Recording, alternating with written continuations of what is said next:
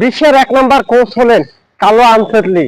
Carlo Ancelotti অবশ্যই সে তো জানেন ব্রাজিলে যদি নেইমার না থাকে স্কোয়াডে তাহলে ব্রাজিল দল কখনো বিশ্বকাপ নিতে পারবে না, এমনকি ভালো একটা পর্যায়েও যেতে পারবে না, যেখানে সেমিফাইনাল ধরা হয় ভালো পর্যায়ে। আর এটাই হচ্ছে যে সর্বোচ্চ ভালো পর্যায়।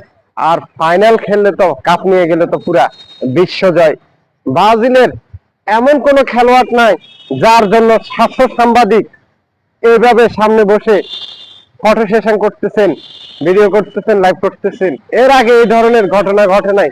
পুরা পৃথিবীর মানুষ শুধু এই নেইমারের থাকা না থাকা নিয়ে কনফিউজ এবং রাত 3টা পর্যন্ত জেগেছিলেন।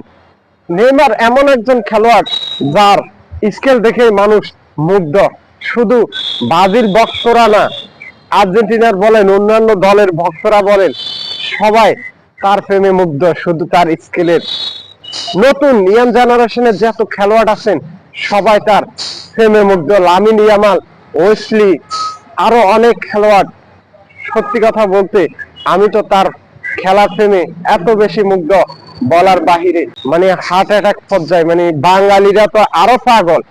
দেখতেছেন আমার স্ক্রিনে যেই 5 লক্ষ মানুষের উপরে একটা চ্যানেলে শুধু লাইভ দেখতেছেন, অবাক করা। তার ভিতরে বাংলাদেশের মানুষ আছেন লক্ষ লক্ষ। কমেন্ট আমি দেখেছিলাম বাঙালির, বাংলাতে কমেন্ট করছেন, ইংলিশের কথা বাদ দিলাম, আমি ইংলিশে করছি, বাংলাতে করছি। সত্যি বাঙালির মতো এত খেলাপ্রেমী আর হয় না।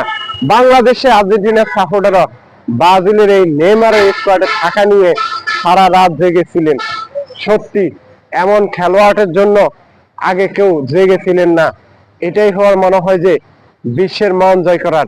সেরাদের সেরা অনেক খেলোয়াড় ছিলেন, কিন্তু নেইমারের মতো বিনা অর্জনে সেরা কোনো খেলোয়াড় আমার চোখে দেখি নাই আমি। আর বিশ্বের মাঝে আমার মনে হচ্ছে না নাই। আপনি যদি দেখে থাকেন অবশ্যই কমেন্টে বলে যাবেন। ম্যারাডোনা বলেন, প্লে বলেন, মেসি বলেন, তাদের কিন্তু একটা অর্জন ছিল। নেইমার অর্জন ছাড়াই সেরা।